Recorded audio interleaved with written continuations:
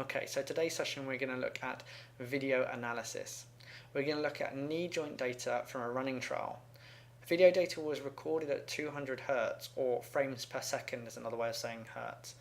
And the video was manually digitized to obtain raw coordinates from the ankle, knee and hip joint centers, from which the knee joint angle was calculated. For various reasons which you should be aware of, these raw data contain noise, and thus the joint angle data will also be noisy.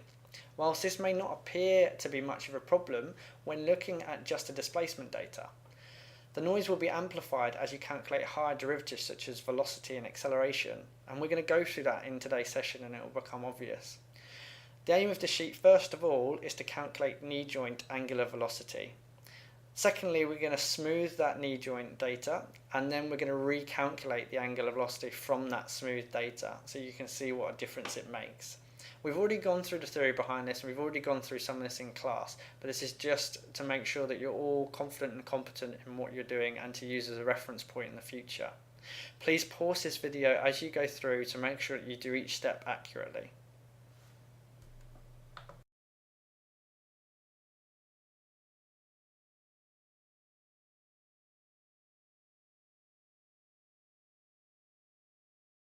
Once it's open, you might have to select an option that will be up here because you've downloaded it from the internet. You might have to tick a box to say that you want to edit that document. The first thing I want you guys to do is to basically click on the columns A and B and have a look at your data. So you've got time on the left hand side in column A, and you've got the knee angle, which is column B, that was exported from Canovia software. Now, another way that you could look at the angle, just as a note, is to flip the angle in the opposite direction. So at the moment, 180 will be a straight line, and normally on a plinth you would call a knee joint that's in a straight line as being 0 degrees, whereas at the moment it's being classed as 180 degrees. So you could flip that round if you wanted to, but for today we're just going to leave it as it is because it's just an idea of using the software. But yeah, just be careful about whether you're talking about an anatomical angle or not. So I'm going to click, so I'm going to left click on column A. I'm then going to hit Control and I'm going to left click on column B as well. So it lets me highlight those two columns. I'm then going to go up to Insert, because it's okay looking at lists of numbers, but it's very difficult to visualize what's going on. So I'm going to click on the line chart, Insert Line Chart, and I'm just going to click on a line chart. Okay. So it's then opened up a chart. Now this chart is showing me at the moment, it's got angle on the left hand side, which is what we want. We want that as the y-axis, and then we want time along the x-axis. And at the moment it's giving us time as one of our actual data sets. So this is our angle data set here in red, and it's giving time blue as a data set, which we don't want. So what we're going to do is we're going to edit where it's reading the data from. So you can either go up to the top here in some versions of Office and you'll get select data. We might move chart as well in a bit, but select data is important for the moment. Or if you click on the chart area, so right click on it, sorry, and then you can come down to select data. So on here I want to remove time, so I click on time and say remove. Okay, I then want to edit this because at the moment it's just giving me basically cell numbers. So I'm going to click edit, and I'm going to click left click on time there on my first time point. Now if I hold shift down and I use my arrow key, so I'm just going down at the moment. Okay, if I go down and up, it allows me to highlight cells, but I want to go all the way to the bottom, and it's a long-winded process just clicking down. So I'm going to hit Control and then down. What Control allows me to do is it goes to the end of that data set. So either horizontally or vertical, whichever direction you're going in, it takes you to the end of that data set. Just be careful using that function, because if there's a gap in your data, it'll stop where the gap is. So I'm going to click OK. There is no gaps in this, so you don't have to worry about that. Click OK on this option. If I go to the top of the page now, you can see that graph now is a little bit more complete. At the end of this session, I'm going to go through how to label the X and Y axes and things like that as well, just so that you guys have a little hint for when you're actually submitting work. You know, little tips of how to help the formatting of these graphs and tables. So I'm going to right click on there, and this time I'm going to move the chart just so that it's out the way and so that we can see it a little bit bigger and a little bit clearer. So I'm going to say move graph, and I'm going to say new sheet. So now it's appeared here in this new window. So you can see quite clearly that the red line is our knee angular data. So you can see here it starts, you know, about 145, something like 142 it says on the screen there where I hover over it, and then you can see that angle is reducing. Okay, so effectively that's our knee flexing. It's getting into more flexion here, it then goes into a little bit of extension from the flexion to a little bit more extension, and then it flexes again and then comes back into a little bit more extension.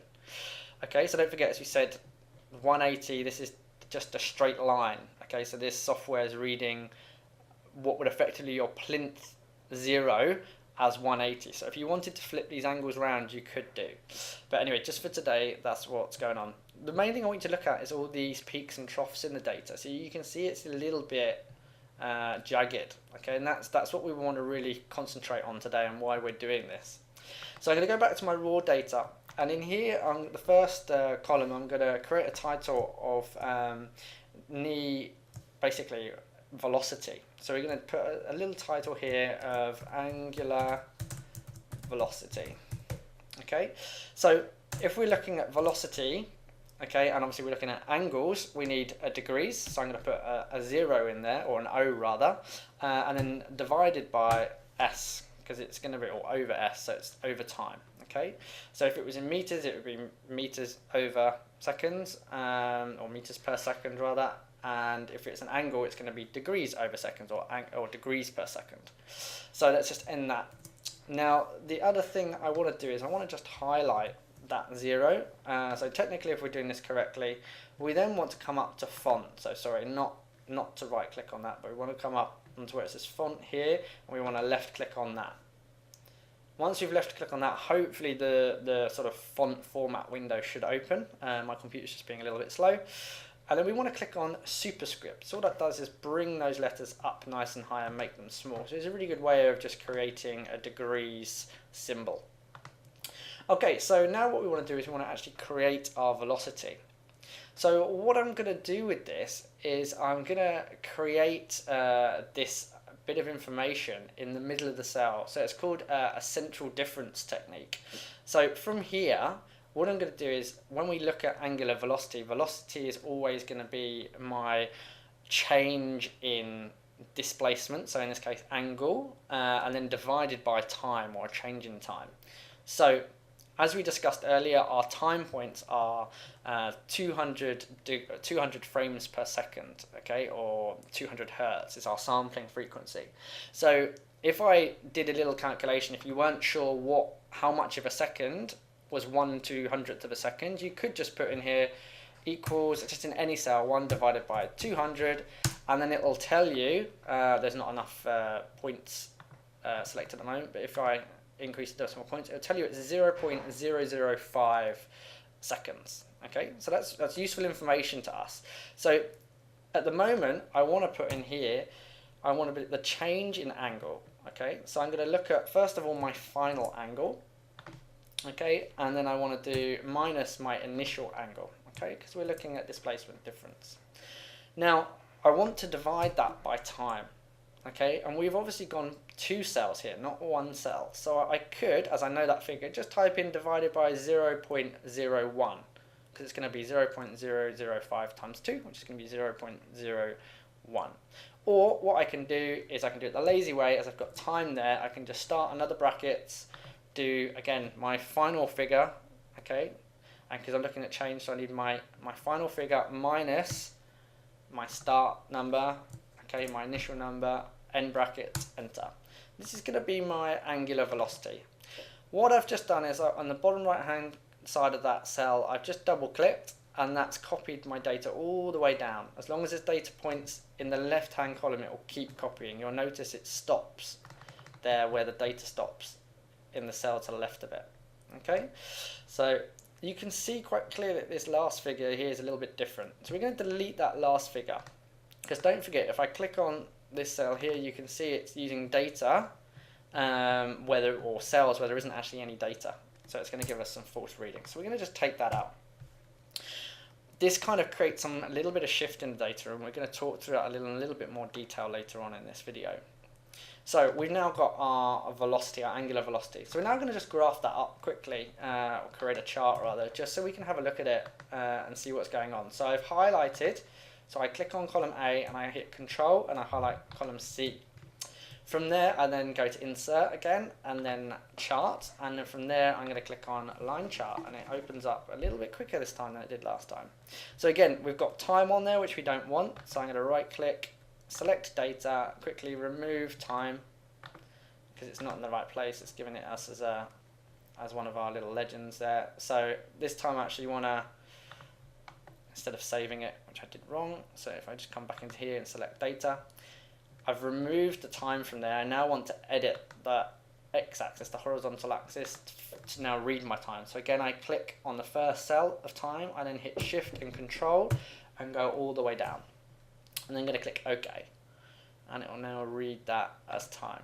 If I click OK on that window, come back up to the top, you'll see then I've got my nice little graph there, or a nice chart showing. I'm going to move the chart to a new sheet, just so we can see what's happening.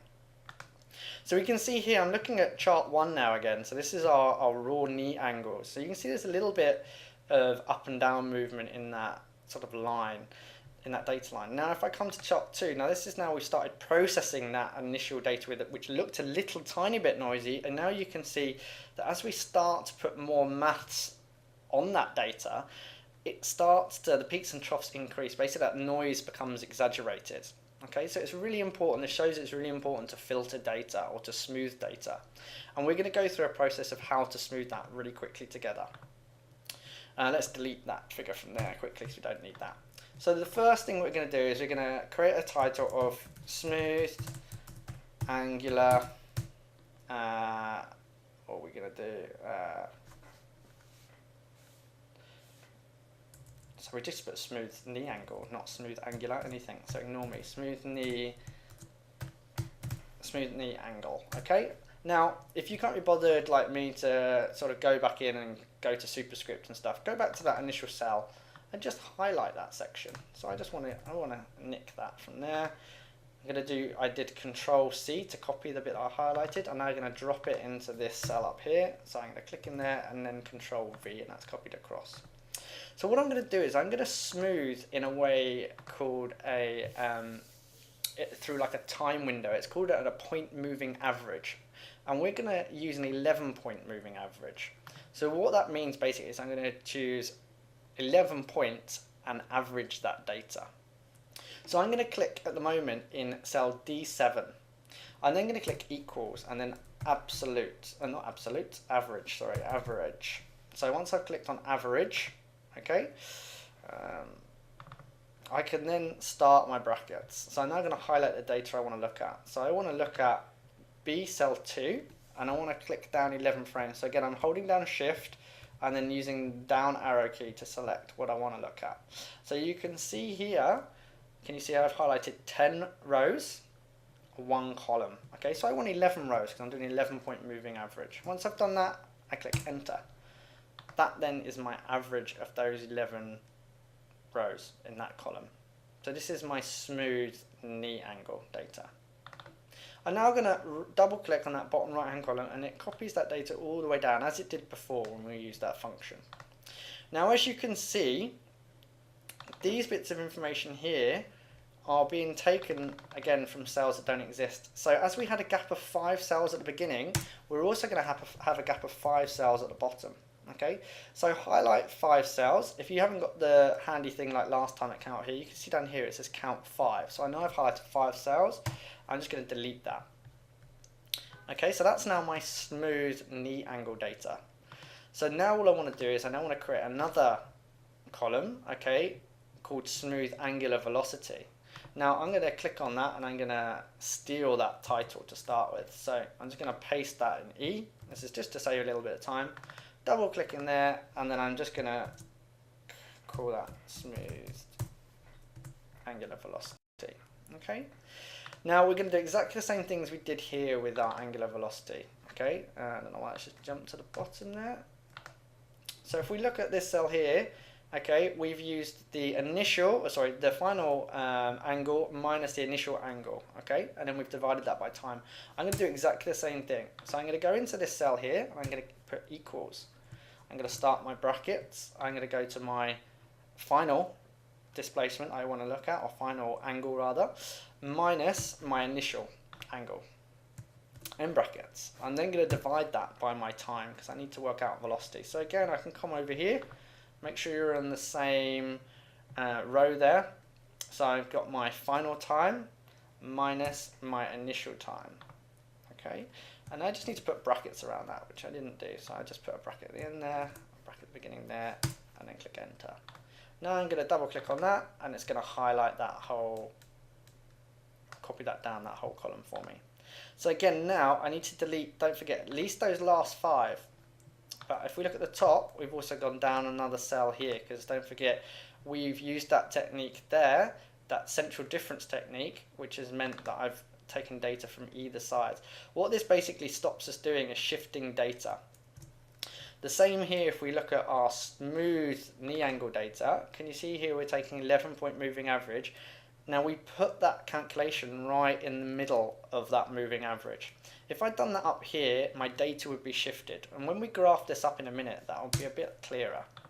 So I'm just going to take the data away from the bottom. So I don't want those cells there.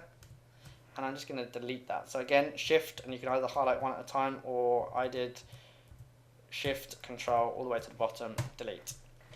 Okay, now what I'm going to do is I'm going to highlight some columns that I want to look at. So I want to have a look, first of all, at what difference the angle made when I smoothed it. So I'm going to hit control.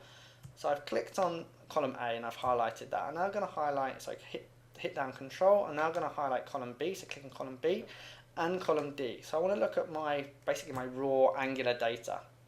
So from here, I'm now going to go up to insert again, as I did before, create a line graph, and drop that line graph in. So you can see here, we've still got that time on there. So if we do a right click, so the same things we've done now a few times, select data, remove that time from there, and we basically want to put time over here, so edit, click on that first time cell, shift control down all the way to the bottom, and then OK on that. And that now should have created us a nice little graph there, and I'm just going to move that onto a new window just so that we can look at it a little bit bigger.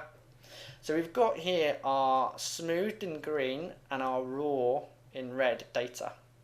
Okay, don't forget we've got time on that x-axis and angle on that y-axis. So you can see that green line follows the shape of my initial red line, okay, my initial raw data. However, it's a lot smoother. There's not as many peaks and troughs in that data. Okay, let's see if that then transfers onto our velocity readings. So this time I'm going to click on column A. Don't forget, click control. I'm now going to select velocity, initial angular velocity, so raw angular velocity, and then smooth angular velocity. I'm now going to insert another line graph. Okay, just quickly do the same process. So right click, select data, remove that time, edit that, shift control all the way to the bottom, okay on that window, and then let's go to the top and let's just quickly move that onto a new window for us to talk about. Okay, so we've got our initial angular data here. You can see the green line's a lot smoother, and now let's have a look at our then velocity information that we've just created in chart 4. So you can see our initial velocity was very up and down, lots of peaks, so high points and troughs, low points in that data. And we can see here now we've got that green line, that smooth data, which is pretty much, as you can see, they're following the what would be like the midline if that red jaggedy line was sort of averaged out. And you can see that green line's now nice and smooth. Now what we're doing is we're not actually changing our, well, we are changing our data, but we're smoothing it. Now what we've got to be careful of is to not smooth too much. If I smooth too much, this line becomes too flat and there aren't enough. You don't actually see what's actually happening with the movement, so you can't see the fact that it's sped up, slowed down, sped up, etc. So it's really important that, or in this case rather, it's gone from flexion into extension and then into flexion and then into extension again. But what's really important is we also filter enough. Okay, so one of the things I want you to do in a minute is play around. So after this video is finished, just play around with that filtering process. So that's smoothing over window and changing the durations and seeing what happens to that data. The other thing I need you guys to notice, can you see here that the green line stops a lot earlier? So it starts later and stops earlier than the initial raw data. Now, that you need to think about, because if you're doing this to information and you needed to use all of the raw data that you had because the movement started straight away that you wanted to look at, then you're going to be cutting effectively off some of that movement, and it might be the things that you actually want to look at. So you need to make that sampling window longer, okay, depending on what you're averaging over. Now, another thing that changes your averaging over window as well is the fact that, so you might need to make your raw data longer if you've got a longer averaging window, but you also need to think about how quick your movement is. So if you've got a very quick movement, or you've got a lot of noise in your movement, so a lot of up and down in your movement, then you might need to have a longer averaging window to smooth it out. Okay, now if your data is a lot slower moving and there's not as much noise in that data as well when you look at it, then you can have a much shorter averaging window. Now, what I mean by you guys playing around with that is, please now go and have a little look at this. So if I click on the smooth knee angle information here, you can see we've got an 11-point moving average. What I want you guys to do in column F, or you can overwrite column D, is to change that. So make this either a little bit shorter, maybe a couple of times shorter. So do a couple of different shorter versions and a couple of longer ones, and then see what happens to your chart here with that green line. Want to see what happens to that smooth data, or even just as on the angular chart, and see what happens there, and see if you get to a point of making it all a bit too level, and then you can't actually see the fact that you've got any flexion, extension, and any angular movement occurring. So this video is just a quick overview of what we've already done in class. There's some things to remember, and that is, don't forget about the 180 thing. The software obviously thinks a straight line is 180, which it is, but don't forget, a lot of the time when we're talking about movement, we use anatomical angles where we class a straight line as being 0. And then as we go into further flexion, we get 20, 30, 40, 50, etc., all the way up to like 120 degrees of knee flexion. Okay, and we might get a little bit of hyperextension as well, which in that kind of scheme would then be a minus number. So you might go up to like -5 or something like that, possibly. Okay, guys, hopefully you'd have seen this in other videos already, but let's very quickly go on to one of our charts and just show you how to add in separate things like your titles and things like that. Now, this might be different on your version of Office that you're using, but if you click on your chart and you go to design, you'll then get some quick layout options. Now, one of these might work for you, and you can see that it's already creating axis titles and things like that for you, and doing some funky things with your data as well. Now, other way of doing it is you can click on add chart element, okay, and then you can choose what you want. So you can choose whether you add intermittent lines and things like that, up and down bars. So please have a little play around with that and check what you want to do. So at the moment we've got our chart data above. Okay, we're going to put on some axis titles. So I want to have a horizontal, and I want to have a vertical as well. So on there, once you've got those in place, if I double click on my axis title, I can then start to edit it. So if I click on it, I can then delete that, and then don't forget, if it was our y-axis data in there, it's going to be joint angle. So I'm going to put angle and then in brackets and then put degrees. Okay, so our little 0, I'm then going to quickly highlight that if I do it correctly. I'm just going to highlight that right. I'm not going to right click. Sorry, I was going to right click, but that doesn't quite format in Excel. So if I go to home, go to font, superscript. Okay, and then if I want to look at the axis down here, I want to change that. Click in there and change that to time. And then in brackets afterwards, we're going to have S because that's in seconds. Okay, we've then got our things down here, our legends down here, which we want to keep. You might want to move that around and things like that, but as long as we know which line is which, so we can see our green is our smooth and our red is our raw angular velocity. Okay.